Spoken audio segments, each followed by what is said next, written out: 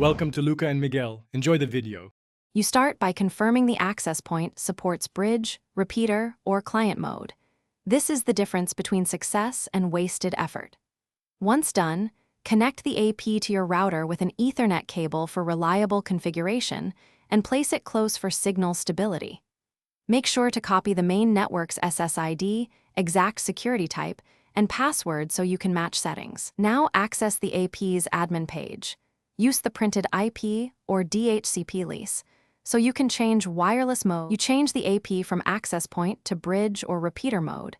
This is the core action. Next, match the SSID and wireless channel to the main router. Matching the channel reduces interference. Make sure security type and password are identical.